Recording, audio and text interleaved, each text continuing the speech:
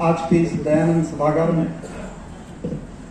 जो एक दिन का राजस्थानी महिला मंडल का जो अधिवेशन आयोजित किया है, इसके मंच पर बैठे हुए मुझे यहाँ पर बुलाने वाली इस सब महिला मंडल की कर्ता धर्ता और स्त्री शक्ति की राष्ट्रीय अध्यक्षा कुमुदिनी भार्गव जी, इसी महिला मंडल के अलग अलग पदाधिकारी सुजाता लोया जी, अर्चना सोमाणी जी, अलका सारड़ा जी, कमला राठी जी, मंच पर बैठे हुए अमरावती के अनिल जी राठी, नीता मुंदड़ा जी, ऑडियंस में बैठे हुए गोपी किशन भराड़िया जी, प्रदीप नड़नकर जी, अरुण समुद्रे जी, राठी जी, करवा जी, ऐसे तो बहुत नाम है जिनको मैं नाम से जानता हूं।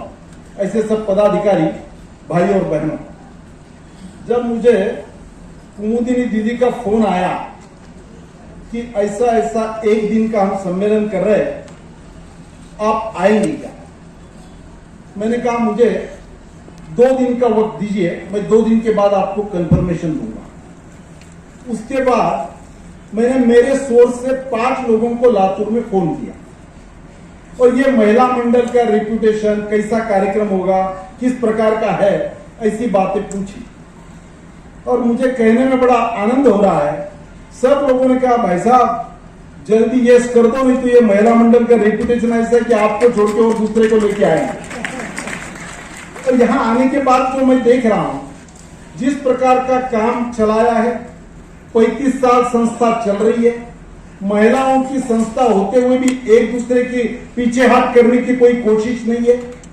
अगली जनरेशन को सुपुर्द किया जा रहा है और जिस प्रकार का वर्क डिवीजन है, नहीं तो कई जगह हम तो कार्यक्रमों में पूरे देश में जाते हैं, कोई तो भी एक करता धरता रहता है और उसके हाथ में पूरे कार्यक्रम की चाबी रहती है। मैं यहाँ सुबह से देख रहा हूं अलग अलग लोग अपना अलग अलग रोल निभा रहे हैं और हर एक का काम तय है। तो इतना अच्छा काम करने वाला महिला मंडल जब बुलाता है तो मेरे को तुरंत जाना चाहिए और मैंने तुरंत बोल दिया कि मैं आ रहा हूं। तो मुझे वैसे भी महिलाओं का कोई कार्यक्रम रहा तो मैं बहुत जल्दी हाँ कर देता हूं। इसका एक कारण है, सबसे फास्ट कम्युनिकेशन करने की अगर कोई संस्था होगी तो ये महिलाएं हैं। सबसे फास्ट कम्युनिकेशन कौन करता है? एक ईमेल, दूसरा फीमेल।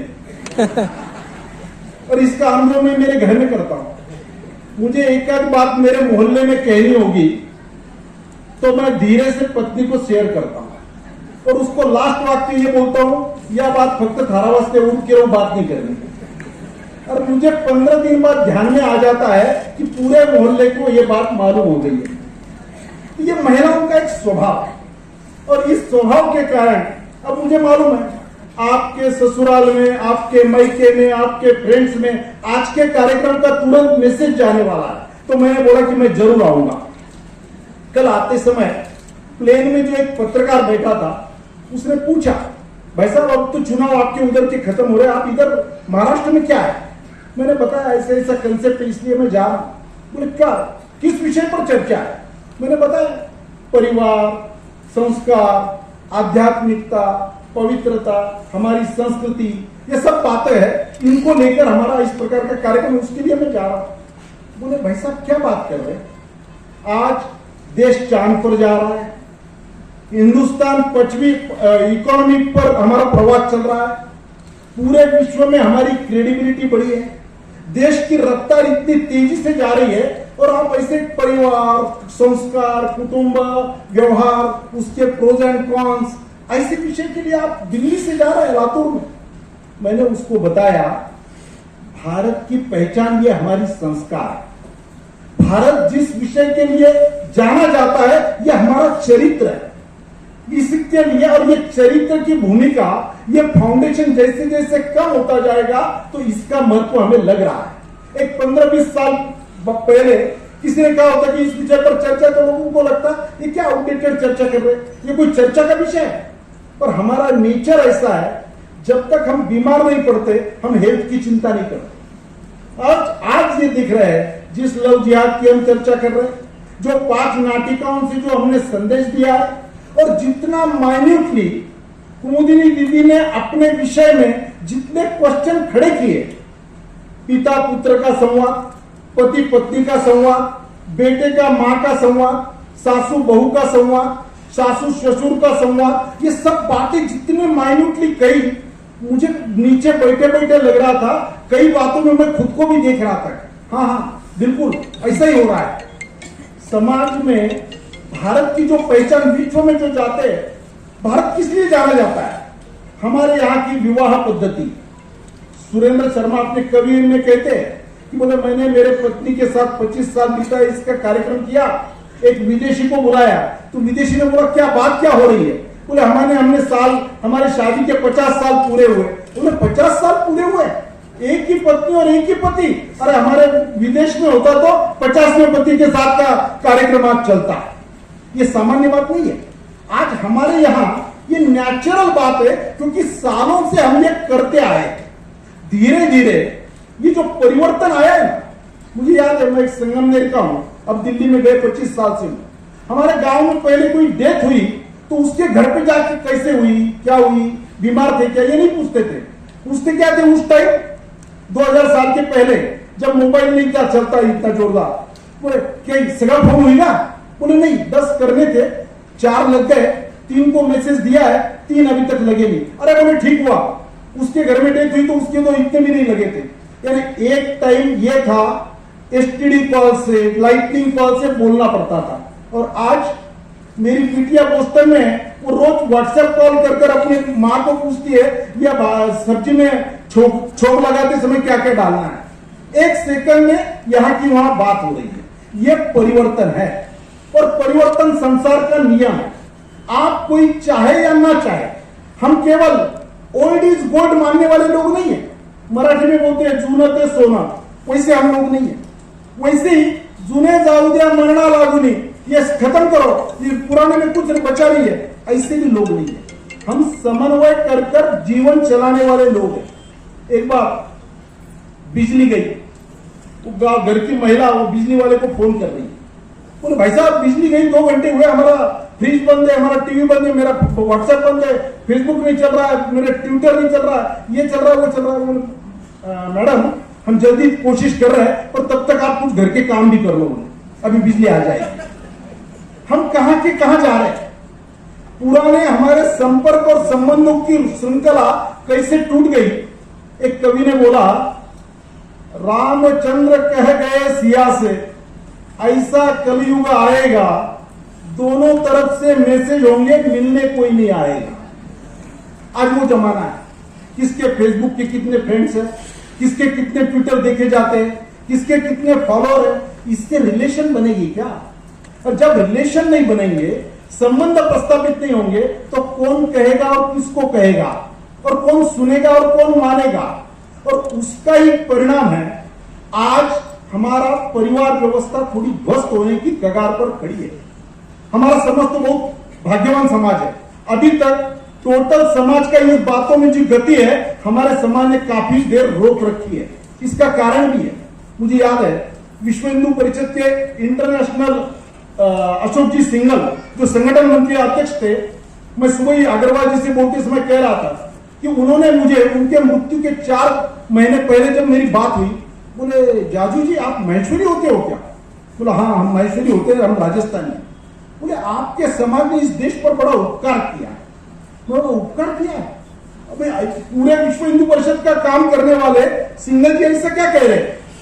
बोले आपके समाज ने इस देश की धार्मिकता, आध्यात्मिकता, संस्कार, इसको संजोया है। भागवत कथाएं आप करते हैं, गौशाला आप चलाते हैं, हॉस्पिटल आप करते हैं, आप स्कूल इंस्टीट्यूशन निकालते हैं, सामुदायिक विवाह करते हैं। ये सब बातें जो करते हैं, मंदिरों का जीर्णोद्धार करते हैं, ये सब बातें आपका समाज कर रहा है। इसका भारत पर बहुत बड़ा उपकार है। सामान्य बात है क्या? ये है, ये हमारा नेचर है। इसलिए हम क्या है और हमें किस दिशा में जाना है। जैसे संतानों की बात हुई, परवरिश की बात इस मंच से हुई, बहुत से बातें मेरे बोलने वाले मुद्दे आज सुबह ही खत्म हो गए। संतान की परवरिश ये कोई साधना से कम नहीं है। जितना माइन्यूटली सोच समझकर हम उस पर माइंड अप्लाई करेंगे, उतनी संतानें अपना रिजल्ट देंगी। और माता पिता की सेवा ये कोई आराधना से कम नहीं है।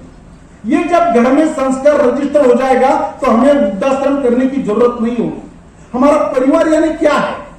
विवेकानंद जी जब एक बार अपने केसरी वस्त्र पहनकर शिकागो के रोड पर चल रहे थे सुबह सुबह, वहां के लोगों के लिए एक परिधान नया था। एक यंग कपल जब जा रहा था तो वो मैडम अपने पति को कह रही, देखिए उस आदमी का परिवेश, how funny he looks. Vivekananda ji ने कहा, रुकिए मैडम, आपने जो कमेंट किया वो ठीक नहीं है। I am from the country where character makes man gentleman and you are from the country where tailor makes man gentleman. आपका देश ऐसा है जहां कैसे कपड़े पहने हैं, कैसा उसका अपीयरेंस है, इस पर उसकी सभ्यता अवलंबित है। मेरा देश कैरेक्टर, विवेकानंद जी ने जो कैरेक्टर की कल्पना बोली है वो संस्कारों से निर्माण होती है। बगैर संस्कार कुछ नहीं तैयार होता। ये जितनी भी समस्याओं का मूल है, जब घर में आम्ही आमचं नाणं खणखणीत केलं तर मग आम्हाला काय भीती आहे? आमची मुलगी असो व मुलगा असो, ती रात्री 12 वाजता येऊ दे नाही तर 2 वाजता येऊ दे, डोळे झाकून मी त्यावेळेला सांगू शकेल, ज्या वेळा मी केलेल्या संस्कारावर माझा भरोसा आहे, मी त्या पद्धतीने केलेलं आहे आणि त्या पद्धतीने त्या मुलाने रिसीव्ह केलेला आहे। महिला शक्ती इथे इतक्या मोठ्या प्रमाणावर आहे। महिलांचं सकाळी सांगितलं की आता आम्ही हाऊसवाईफ नाही, आम्ही होम मेकर आहे। त्या घराला घरपण देण्याची ताकद ज्यांच्याकडे आहे त्या या महिला आहेत। किती मल्टीटास्किंग काम करणाऱ्या महिला आहेत, किती वेगवेगळ्या भूमिका ये सब महिलाएं करती अपने जीवन में। अब नॉर्मल रूटीन में पुरुष उसकी चर्चा नहीं करता, चिंता नहीं करता, दखल नहीं लेता, उसको प्रमोट नहीं करता, उस पर कमेंट करते हैं। सबसे ज्यादा जोक्स महिलाओं पर होते हैं, वो बेचारी बर्दाश्त भी करती है। ये ही उसकी खूबी है। महिलाओं इतना सेवा भाव दूसरों में नहीं रहेगा। और हमारे भारतीय महिलाओं में तो वो डॉक्टर का रोल करती है, वो आयुर्वेदिक डॉक्टर का रोल करती है, मसालों में क्या क्या है उसको मालूम है कब क्या करना है, वो घर का डिजाइनिंग करती है, आर्किटेक्ट का काम करती है, वो सब सलाह देती है, अपने पति के संकट के समय वो अपने हाथ बटाती है। भारतीय महिला का रोल जो मल्टीटास्किंग है उसका हम वर्णन नहीं कर सकते, वो अनुभव करने की ही बात है। विदेशी जब यहाँ आते हैं तो वो देखकर ऐसा रह जाते हैं, ये भारत की परंपरा, हमारी संस्कृति इन्होंने बढ़ाई है। और संस्कार जब हम करेंगे उसका कितना महत्व है, इस सभागार में ज्यादा कहने की आवश्यकता नहीं है। मेरा परिचय करते समय कहा कि मैं बचपन से राष्ट्रीय स्वयंसेवक संघ का स्वयंसेवक रहा हूं। संस्कारों का परिणाम मेरे मन में एक उदाहरण ध्यान में आ रहा है। अब बचपन से ही संघ में जिस प्रकार से सिखाया जाता है, भाई शराब नहीं पीना, शराब को नहीं छूना, एक आदिवासी ट्राइबल कम्युनिटी का एक हमारा स्वयंसेवक प्रचारक बन गया। प्रचारक अनमैरिड रहते हैं, अपना जीवन संघ के लिए समर्पित करते हैं। बाद में वो रुका, उसकी शादी होने वाली थी। उसकी शादी में वो जिस ट्राइबल कम्युनिटी से आता था उसमें जब तक वो शराब का घूंट नहीं पिएगा तब तक उनके रीति रिवाज शुरू नहीं होंगे। अब शुरू हुआ, उनके पंडित जी आए और वो शराब का कप उसके आगे किया कि भाई ये पियो और अभी सत्संग शुरू हो जाएगा। वो संघ का प्रचारक था, बचपन से संस्कार थे, बोले नहीं मैं नहीं छू सकता, मैं नहीं लूंगा। वहां बाकी जो समाज है ट्राइबल कम्युनिटी बोले फिर तो शादी नहीं होगी। भराड़िया जी जैसे वहां एक सीनियर हमारे प्रांत संघ चालक जी प्रहलाद जी आपेंकर वहां उपस्थित थे, उनको भी ध्यान में आया अब क्या करें, इनका तो कस्टम है, हमारा स्वयंसेवक सुन नहीं रहा और इसका संस्कार इतना पक्का है कि नहीं पी रहा। धीरे से उन्होंने उसको जाके कहा भाई एक चम्मच पी ले, चम्मच से कुछ नहीं होता। बोले नहीं आप ही ये कह रहे हैं, मैं नहीं पीऊंगा। बाद में किसी ने कहा ऐसा करो, एक उंगली उसमें डालो और वो चख लो, ये भी माना जाएगा, पर उसके सिवा शादी शुरू नहीं होगी। उस पर सब एकमत हो गया। उसके सामने वो किया, उसने उंगली डाली, उसने उंगली चख ली, शादी हो गई। बाद में 4 दिन बाद जब 4 मित्र इकट्ठा आए और उसका मजाक उड़ाने लगे, अरे बोले तू क्या बात कर रहा है, एक वो चखना क्या और पूरा पीना क्या, तू तो खराब हो गया, बोले तू बांट गया। उसने धीरे से बोला भाई मैं भी संघ का स्वयंसेवक हूं, मेरे पर भी संस्कार हुए हैं, मैंने उंगली डाली एक और चखी मैंने दूसरी, ये मैं स्वयंसेवक। तो ये स्वयंसेवक, ये संस्कार। तो ऐसे संस्कार जब हम करेंगे तो हमें डरने का क्या कारण है? बड़ों की छत्र छाया हमारी संस्कृति है, हमारे संस्कार है, बोझ नहीं है, वो हमारी एसेट है, वो सुरक्षा कवच है। ये जब रजिस्टर करने वाला छोटा बच्चा देखेगा अपने माता पिताजी का व्यवहार, उनके अपने दादा दादी के बारे में, तो उसको कोई सिखाना नहीं पड़ेगा। केवल सिखाना मतलब क्या पढ़ाना होता है क्या? केवल लेक्चर देना होता है? ऐसा नहीं होता। उसका भी रिसीविंग जगह है और हम उसको कहें। परिवार के बारे में हमारे यहाँ कितनी बातें आ गई, मन से तो बहुत अच्छी अच्छी बातें आई है। क्या होता है परिवार? परिवार यानी परिवार में कानून काम नहीं करता, परिवार कायदा नहीं व्यवस्था है। परिवार में सूचना नहीं समझदारी है। परिवार में कानून नहीं अनुशासन है। परिवार में भय नहीं भरोसा होता है। परिवार में शोषण नहीं पोषण होता है। परिवार में आग्रह नहीं आदर होता है। परिवार में संपर्क नहीं संबंध होता है। परिवार में अर्पण नहीं समर्पण होता है। ऐसा परिवार, ऐसे परिवार के जब वो पार्ट बनेंगे तो जिस जिस विषयों की चर्चा और चिंता हम यहां पर कर रहे हैं, मेरे ख्याल से उस संस्कारों में इतनी ताकत है, उस व्यवहार में इतनी ताकत है कि उसका जिस प्रकार से डेवलप होगा, हमने नजरिया बदला तो नजारे बदल जाएंगे और मानसिकता बदली तो दिल खिल जाएंगे। ऐसा भारत का संस्कार है, ऐसी हमारी विवाह पद्धति है जिस पर आज विदेशों में आज उस पर लोग डॉक्टरेट कर रहे हैं। मैं उत्तराखंड का प्रभारी रहा, ऋषिकेश हरिद्वार जाना होता था मेरा। मैं उस ऋषिकेश में देखता हूं योगा सीखने के लिए भारतीय और हिंदू जितने आते हैं उससे ज्यादा विदेश के लोग आ रहे हैं। उनको ध्यान में आया कि हमारे यहाँ जो एब्सेंट है वो यहाँ भारत में उपस्थित है, वो सीखने के लिए यहाँ आना पड़ेगा। इतनी बड़ी हमारी प्रॉपर्टी, हमारी एसेट जो हमें मिली है, हमें उसकी फिक्र नहीं है।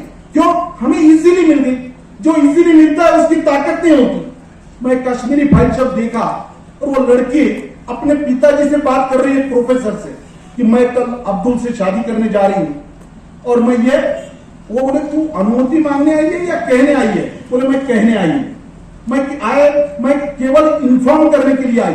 तो प्रोफेसर उसको सिखा रहा है, वो तो कम्युनिस्ट है, वो सिखा रहा है कि ठीक नहीं कर रही, वे तो मुस्लिम जीना, उनका रहन सहन, उनका सोचना, वो एक तेरे जीवन का क्या होगा, तेरा फ्यूचर खराब हो जाएगा। सब बातें सुनने के बाद वो लड़की बोल रही है मैं 25 साल आपके साथ हूं। वो अब्दुल के साथ तो 2-3 साल से मेरे रिश्ते हैं। उसने मेरे 2-3 साल में मुझे कुरान पढ़ा दिया, आयतें सिखा दी, मुझे सब बातें बता दी। 25 साल में आपके साथ हूं, आपने मुझे क्या सिखाया? इसका जवाब वो प्रोफेसर के पास कुछ नहीं था, ना उसको हिंदू धर्म सिखाया। सुबह अनिल जी कह रहे थे कि हमारी पुरानी जनरेशन थी, हमारी जनरेशन, कि हम अपने पिताजी को कुछ पूछ नहीं सकते थे। सूचना मिली सोचना बंद। ये क्यों करना है? नो, केवल पिताजी ने कहा है मतलब करना है। और उनके भी हम घंटी क्यों बजाने, तिलक क्यों लगाना, चोटी क्यों रखना, पूछ नहीं सकते थे। अरे बताया तेरे को, बस काम कर। उस टाइम का उनका जवाब और हमारा सवाल चलता था। आज मेरे बेटे को मैं वैसा ही ट्रीट करूंगा, वो मान नहीं रहा। उसको हर बात का लॉजिकल कंक्लूजन चाहिए। अगर मैं उसको देने में समर्थ हूं तो वो फॉलो करेगा, पर वो करने के लिए मुझे मेरी क्षमता बढ़ानी पड़ेगी। ये क्यों करना, क्या करना, और उसका सब हमारे पास रीजनिंग है, हमें उसको फॉलो करना पड़ेगा। ज्यादातर परिवर्तन क्यों नहीं होते? समाज में जो गरीब तबका है उसमें हिम्मत नहीं है, मध्यम वर्गीय लोग हैं उनको फुर्सत नहीं है, और अमीर लोग उनको जरूरत नहीं है। तीनों वर्ग की तीनों की समस्या है, और जिनको पूरे समाज का सोचकर आगे का चर्चा और चिंतन करना है, उनको इन सब बातों से बाहर निकलकर आने वाले दिनों में जो संकट है उसको फोरकास्ट कर उसका अभी से हम अगर सोचेंगे नहीं तो मुझे लगता है कि आने वाले दिनों में हमें जो संकट हम पर आना चाह रहा है उस पर मात करने की ताकत हमारी रहेगी। हमारे पहचान के कारण तो हम जाने जाते हैं, हमारी ये जो अलगता है। और मुझे आपको कहने में बड़ी खुशी है, विदेशों में भी रहने वाले जो भारतीय है, हम लोग जितने हमारे संस्कृति की, हमारे व्यवहार की, हमारे नेचर की चर्चा और चिंता करते हैं, उससे ज्यादा वो करते हैं। दूर जाने के बाद इसका महत्व उनको ध्यान में आता है। ये तो प्रकृति का नियम है। आपने ठीक तरह से कुछ बोया नहीं तो वहां घास फूस आने वाला है। हमें ठीक सकारात्मक नजरिया रखकर उसका ठीक नियोजन करना यह हमारा काम है। तो मुझे ऐसा लगता है ये बातें केवल चर्चा से नहीं होगी, केवल एक दूसरे को कह के नहीं होगी, हम इसको फॉलो कब करेंगे इस पर इसके अगले जनरेशन पर, क्योंकि वो देखता है और शब्दों की आवाज से कर्मों की आवाज ज्यादा होती है, उसका ज्यादा असर होता है। लोकमान्य तिलक जी के जीवन का एक उदाहरण है। लोकमान्य तिलक जी पूना में रहते थे, टिळकवाड़ा में। पूना ये विद्वानों का शहर माना जाता है, बाकी कोई माने ना माने पूना वाले मानते हैं। एक बार पूना के 3 विद्वान तिलक जी के पास गए, बोले तिलक जी ये जो गांधी जी का अहिंसा का आंदोलन चल रहा है ना, इससे देश स्वतंत्र नहीं होने वाला। बोले अच्छा। बोले ये जो भगत सिंह राजगुरु का जो क्रांतिकारी आंदोलन है इसका भी कोई ज्यादा असर नहीं होगा। बोले अच्छा। ये बोले बाबू वेणु का जो स्वदेशी का मूवमेंट चल रहा है इसका भी परिणाम बड़े सीमित रहेंगे। बोले अच्छा। बोले ये जो गोपाल गणेश आगरकर का समाज सुधारना का काम चल रहा है इसका भी कोई फर्क नहीं। भाई तिलक जी ने कहा भाई इससे नहीं होगा, इससे नहीं होगा, इससे नहीं होगा, होगा कैसे? बोले वही तो बताने आए। बोले बताओ। 2-4 कल्पना कहना उन्होंने शुरू किया। तिलक जी ने उनको बीच में रोका। बोले भाई साहब मुझे बताओ आप क्या करने वाले हो? बोले नहीं नहीं नहीं हम कुछ नहीं करेंगे। बोले हम तो थिंकर है, हम तो विचारक है, हम अपने विचार आपको देकर हम अपने घर पे जा रहे हैं। तिलक जी ने कहा 2 रुपए का गांजा पिया तो मेरे को भी 4 कल्पना बहुत अच्छी आ जाएगी। देश में कल्पनाओं की कमी नहीं है, उस कल्पनाओं का क्रियान्वयन कौन करेगा इसकी कमी है। इसलिए ये क्रियान्वयन करने का सोचने वाली, उसको एग्जीक्यूट करने वाली ये जनरेशन और ये मंच यहां पर उपस्थित है। तो मुझे ऐसा लगता है कि इस प्रकार की बातों को केवल चर्चा, सेमिनार, परिसंवाद, नाटिका कितनी 3-3 मिनट की नाटिका में उन्होंने कितना बड़ा मैसेज दिया है, जो आज हम और बहुत बार केवल भाषण का इतना ज्यादा असर नहीं होता, उतना नृत्य नाटिका का आर्ट का ऐसा उपयोग होता है। मुझे ऐसा लगता है कि आने वाले दिनों के ये संकट को देख के, फिर वो लव जिहाद का संकट हो, विभक्त कुटुंब पद्धति का संकट हो, लोक संख्या हमारे लोगों का कंट्रोल करने का संकट हो, इन सब संकटों पर मात करने की ताकत हमारे मन में है। जब तक हमारे बारे में हमारे बच्चों के मन में रिस्पेक्ट तैयार नहीं होगा, वो केवल मैं तेरा पिताजी हूं इसलिए मान, अधिकार से कोई नहीं मानता। दिलों में जगह ना अधिकार से मिलती है ना हथियार से मिलती है, दिलों में जगह अपने व्यवहार से मिलती है। वो जगह हमें लेनी पड़ेगी, उस प्रकार विषय हमें रखना पड़ेगा। तो मुझे ऐसा लगता है कि जिस काम के लिए लातूर की चर्चा तो वैसे भी पूरे महाराष्ट्र में क्या देश में भी लातूर पैटर्न के रूप में, यहाँ के एक्टिविटी के रूप में, इस शहर की विशेषता के रूप में होती रहती है। मुझे ऐसा लगता है 35 साल लगातार एक अच्छे सामाजिक काम में खुद को समर्पित करने वाली संस्था, आपका जिस प्रकार की एसेट आपने खड़ी की, जो कार्यकर्ताओं का निर्माण आप कर रहे हैं, इन सब को देखते हुए मुझे लगता है बहुत ही एक अच्छे विषय पर आज का दिन आपने ये अधिवेशन किया है। आपको मैं बहुत बहुत धन्यवाद देता हूं। हमारे इस अधिवेशन की यही पुकार है, हम सब की है यही पुकार, सवारो संस्कार संभालो परिवार। इतना कहते हुए मुझे यहाँ पर बुलाने के लिए बहुत बहुत धन्यवाद देता हूँ। हमें साधारण आदत ऐसी है दिल्ली में, हम जाते हैं मंच पर भाषण करते, दीप प्रज्वलन करते और निकल जाते हैं। मुझे निमंत्रण देते समय ये कहा गया आप किसी को बाहर मिलने नहीं जाएंगे, आप ऑडियंस के रूप में नीचे बैठेंगे, हमारा पूरा अधिवेशन अटेंड करेंगे, तो ही आप अध्यक्षता को हाँ करो। मैंने हाँ बोला और मुझे बैठे बैठे ऐसा लगा कि मेरे लिए भी बहुत उपयुक्त और उपयोगी बातें इस अधिवेशन में हुई है। वही बातें मैं मेरे माध्यम से देश में फैलाने का काम करूंगा। बहुत बहुत धन्यवाद। नमस्कार। जय श्री राम। आज पूरे दिन का गोष्वाद सभी विषयों का आपने बहुत सुंदर तरीके से अपने वक्तव्य में किया है। आपके मार्गदर्शन से हम धन्य हुए। सकृत